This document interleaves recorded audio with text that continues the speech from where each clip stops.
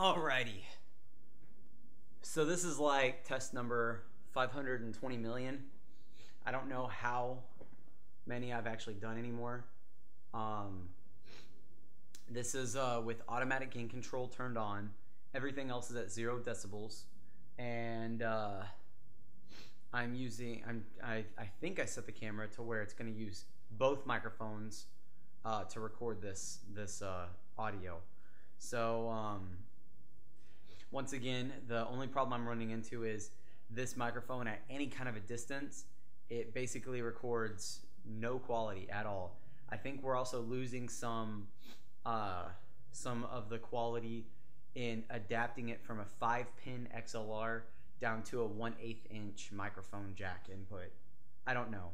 I'm going to do some sound tests right now. I'm going to do some snapping, some clapping, some padding, and some knocking. All right, that's it.